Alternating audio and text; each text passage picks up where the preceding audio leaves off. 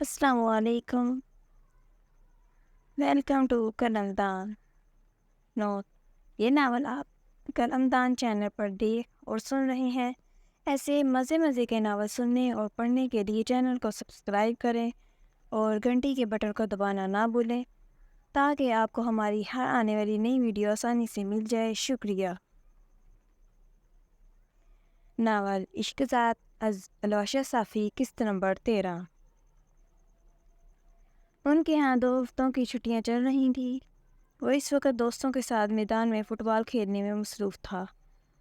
Referee نے 5 minute تفریح کا اشارہ کیا تو وہ اپنے سامان کے پاس آ کر پانی پینے لگا۔ پسینہ پہنچتے ہوئے اس نے موبائل دیکھا تو مسکان کی 3 مس کال آئی ہوئی تھی۔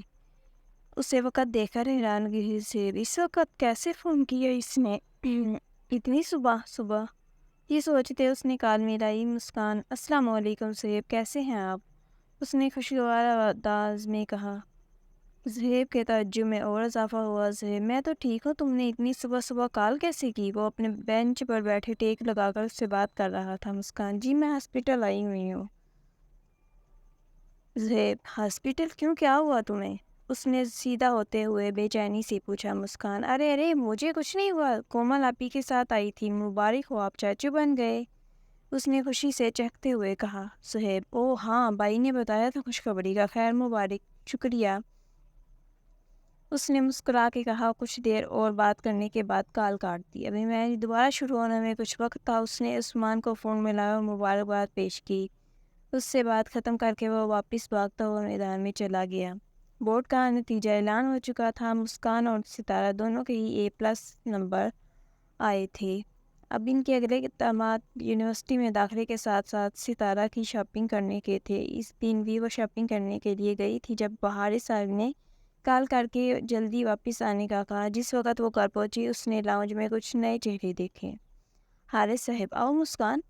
فردوس: یہ میری بیٹی ہے مسکان۔ انہوں نے اپنے ساتھ بڑے صوفے پر بیٹھے ہوئے اپنے معزز دوست سے مسکان کا تعارف کروایا۔ مسکان کو لاؤنج میں قدم رکھتے ہی خطرے کا خدشہ ہو گیا تھا۔ وہ دوپٹہ سر پر لیتی متذبذب سی چلتی ہوئی آگے آئی اور مہمانوں کو سلام کرتی امی کے ساتھ بیٹھ گئی جو ان حضرت کے بیگم کے ساتھ خوشگپیوں میں مصروف تھی۔ باتوں میں فردوس صاحب نے ان کے گھر رشتہ جوڑنے کی خواہش ظاہر کی۔ جہاں بابا اور امی نے حیرت سے نظروں کا تبادلہ کیا، وہیں مسکان کا حلق خشک ہو گیا۔ وہ سب سے معذرت کرتی اپنے کمرے میں آئی اور دروازہ بند کر دیا۔ اب لاؤنج میں سے آتی آوازیں بند ہو گئیں۔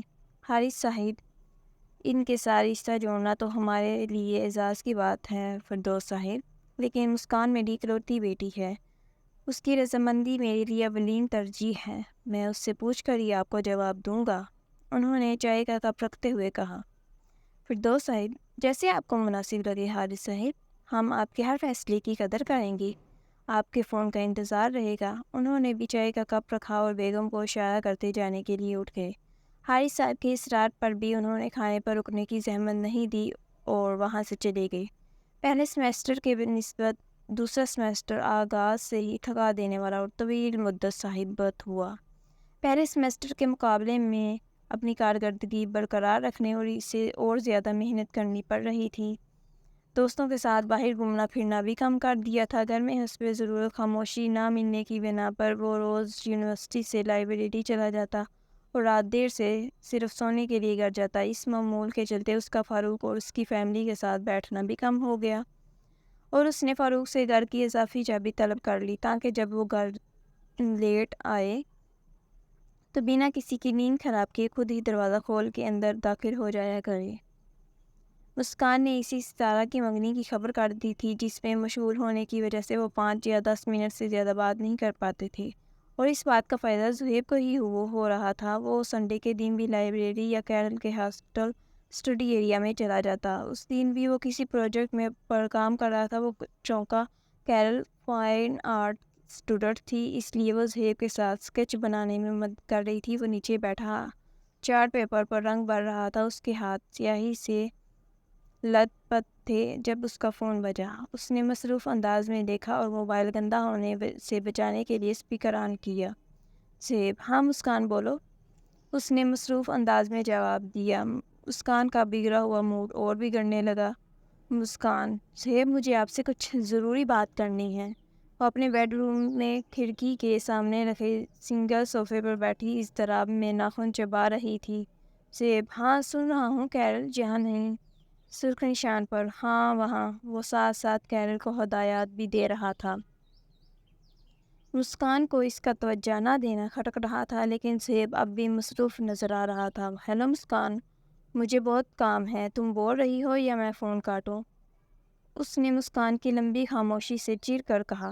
مسکان: صہیب گھر پر میرا رشتہ آیا ہوا ہے، لیکن آپ کے پاس شاید اس سے زیادہ ضروری کام ہے۔ مسکان نے بے ترتیب سانسوں میں جلدی جلدی کہا۔ صہیب کے چلتے ہاتھ رک گئے، چہرے کا رنگ اڑنے لگا۔ کیرل اس سے کچھ کہہ رہی تھی، پر اس کی سماعت میں صرف مسکان کی بات گردش کر رہی تھی۔ وہ ایک جھٹکے رنگ سے لتھڑے ہاتھوں سے موبائل اٹھاتا باہر نکل گیا۔ صہیب: مسکان تم سچ کہہ رہی ہو؟ اس نے خفت سے پوچھا۔ مسکان: میں نے کبھی آپ سے ایسا مذاق کیا ہے کیا؟ اس نے افسوس سے اپنا دل بھر آنے سے روکتے ہوئے کہا۔ صہیب: کون لوگ ہیں؟ اس نے کوریڈور میں چکر کاٹنا شروع کر دیا۔ مسکان: بابا کے بچپن کے دوست ہیں، اسلام آباد میں بہت بڑے بزنس مین ہیں، کسی کام سے یہاں آئے ہوئے تھے تو گھر پر ملنے آ گئے اور اچانک رشتے کی بات کر دی۔ وہ اپنی بیڈ کی پانتنی کے ساتھ زمین پر بیٹھی اور سر گھٹنوں پر ٹکا دیا۔ صہیب: اور حارث انکل کیا کہتے ہیں؟ اس نے سر میں ٹھیس اٹھنے لگی اور اپنی کٹپٹیاں مسلنے لگا۔ مسکان: بابا کے تو بچپن کے دوست ہیں اور پھر اتنے جانے مانے بزنس مین، بابا تو خوشی سے پھولے نہیں سما رہے۔ صہیب: اور بچپن کے دوستوں کے بچوں میں شادی ضروری ہو جاتی ہے؟ مما اور سمرین آنٹی کو ہی دیکھ لو۔ اس نے زخمی سا مسکرا کے سر جھٹکتے ہوئے کہا۔ مسکان: اب ایسی بھی نہیں ہے، میں بات کرتی ہوں بابا سے، اس نے پر امید انداز میں کہا۔ صہیب: اور وہ مان جائیں گے؟ اس نے بے یقینی سے سوال کیا۔ مسکان: کیوں نہیں مانیں گے، میں ان کی اکلوتی بیٹی ہوں، میری بات وہ ضرور مانیں گے۔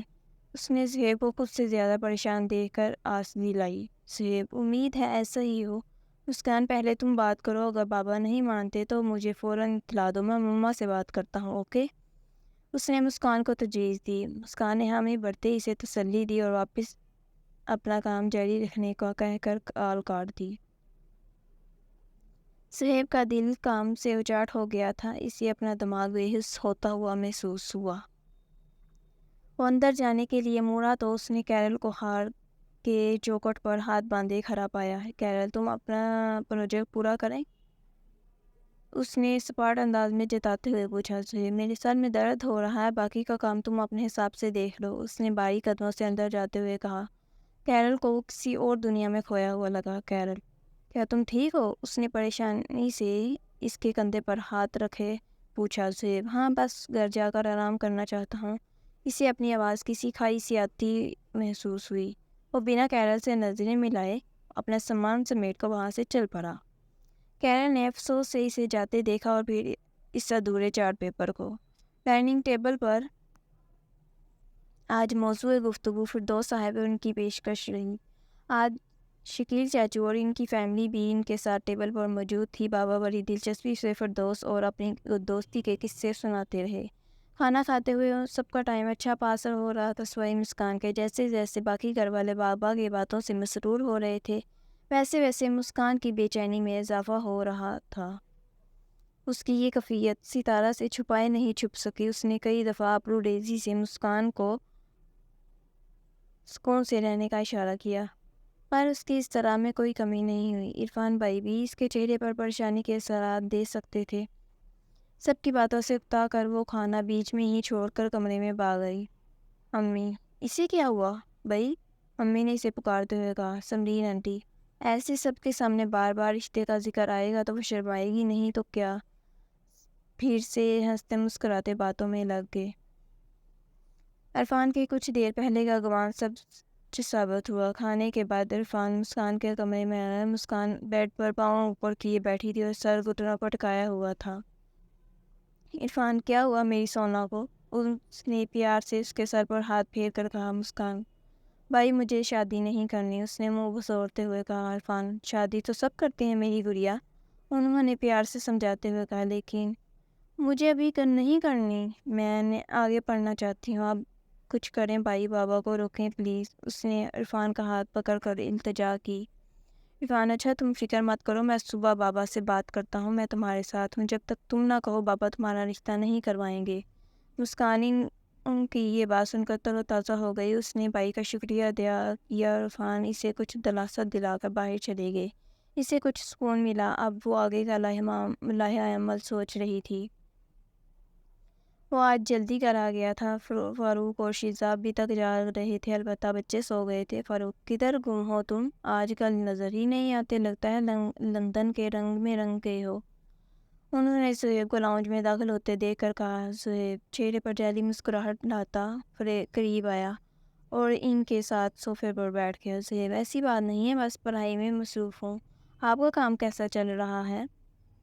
مزید سوالوں سے بچنے کے لیے اس نے بات کا موضوع بدل دیا۔ اب فاروق بھائی اپنے کام کے متعلق باتیں کر رہے تھے اور بے دھیانی سے ان کی باتیں سنتا ادھر ادھر دیکھ رہا تھا۔ ایک گھنٹہ ان کے پاس سر پکانے کے بعد وہ اپنے بیڈ روم میں آیا اور سر درد کی گولی کھا کر آنکھوں پر بازو رکھتا لیٹ گیا۔ اگلی صبح حارث صاحب بڑے تیش میں اس کے کمرے میں داخل ہوئے۔ انہیں روکنے امی اور عرفان بھائی بھی ان کے پیچھے تھے۔ ایک پل کے لیے تو مسکان یہ سمجھنے سے قاصر تھی کہ اس نے ایسی کیا غلطی کر دی جس سے بابا اتنے غضب میں ہیں۔ حارث صاحب تمہیں مسئلہ کیا ہے اس رشتے سے؟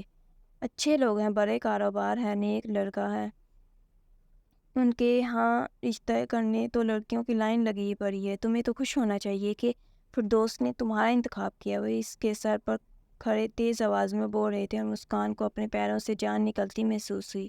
بابا کی وحشتناک آواز سن کر چاچی اور ستارہ بھی تیزی سے اس کے کمرے میں آ گئی۔ خود اپنے پیروں پر کلہاڑی مارنا کوئی تم سے سیکھے جو اتنے اچھے رشتے کو رد کر رہی ہو۔ وہ اب ہاتھ اٹھائے اسے تردید کر رہے تھے۔ عرفان آگے آیا اور انہیں بیٹھ کر آرام سے بات کرنے کا کہا۔ امی بھی بابا کا بازو پکڑے انہیں کمرے سے باہر لے جانے کی کوشش کرتی رہیں۔ جیسے تیسے کر کے وہ بابا کو لاؤنج میں لے گئے اور اس سارے منظر میں مسکان کے زبان سے ایک لفظ تک نہ نکل سکا۔ بابا کے کمرے سے نکلتے ہی وہ رونے لگی اور ستارہ اسے ساتھ لیے بیڈ پر بیٹھ کر اسے چپ کروانے لگی۔ کچھ آنسو تھمے تو ستارہ سے گویا ہوئی۔ ستارہ مسکان کیا تم صہیب کی وجہ سے منع کر رہی ہو؟ اس نے سپاٹ انداز میں سنجیدگی سے کہا۔ مسکان اس نے مجھ سے وعدہ لیا ہے کہ میں اس کے لوٹنے تک اس کا انتظار کروں۔ اس نے بہتی آنکھوں کے ساتھ اسے دیکھ کر کہا اور آنسو صاف کرنے لگی۔ ستارہ کیا تمہیں پکا یقین ہے وہ کہ تمہیں دھوکہ نہیں دے گا؟ میرا مطلب ہے اب وہ یہاں سے دور الگ ماحول میں رچ بس گیا ہے اور صہیب ہے بھی جوان و ہینڈسم، اس کے پیچھے تو لڑکیوں کی قطاریں ہوں گی، ایسے میں اسے بگڑنے میں زیادہ وقت نہیں لگے گا۔ صرف فون پر میٹھی باتیں کرنے سے پیار نہیں ہو جاتا۔ اس نے مسکان کا ہاتھ تھام لیا اور مسکان بھیگی نظروں سے اسے دیکھتی رہی۔ مسکان شاید تم ٹھیک کہہ رہی ہو، پر مجھے تو جب سے محبت کا مطلب سمجھ آیا میں نے صہیب کو یہ ہمسفر مانا ہے، اب اسے چھوڑ کر کسی اور سے شادی کیسے کر لوں؟ اور ستارہ کے گلے لگ کر ایک دفعہ پھر رونے لگی۔ ستارہ میں سمجھ سکتی ہوں، پر ایک مرتبہ میری بات پر غور ضرور کرنا۔ اور اس کے آنسو پوچھ کر پیار سے سمجھا کر چلی گئی۔ مسکان کا دل پھر ڈبڈبا گیا۔ شام کو جب وہ رو دھو کر نکلی تو اسے لاؤنج میں ٹی وی دیکھتے صرف عرفان بھائی نظر آئے۔ وہ منہ لٹکائے ان کے پاس آ کر بیٹھ گئی۔ عرفان اسے دیکھ کر مسکرایا، ہلکی سرگوشی کی۔ عرفان بابا نے منہ کر دیا۔ مسکان کا چہرہ کھل گیا لیکن اگلے ہی لمحے پھر سے مرجھا گیا۔ عرفان کیا ہوا، تم خوش نہیں ہو؟ انہوں نے ٹی وی بند کرتے ہوئے رخ مسکان کی طرف کر دیا۔ مسکان خوش تو ہوں لیکن میں نے بابا کو ہرٹ کر دیا، اس نے افسوس سے کہا۔ ان کی آنکھ پھر سے بھیگنے لگی۔ عرفان ارے نہیں سونا، بابا کو بس اپنے بزنس مین دوست کو منع کرنا اچھا نہیں لگ رہا تھا، نہیں تو بابا تم سے بہت پیار کرتے ہیں، ان کی لاڈلی بیٹی ہو، تمہاری رضامندی کے بغیر رشتہ نہیں کروائیں گے۔ انہوں نے مسکان کے سر پر ہاتھ رکھ کر اسے جنبش دی اور واپس ٹی وی لگا لیا۔ مسکان کو کچھ تسلی ہو گئی۔ وہ زخمی مسکرا کر صہیب کو کال کرنے کے ارادے سے اپنے کمرے میں آ گئی۔ جاری ہے۔ Must like the videos and subscribe my channel and don't forget to press the bell icon.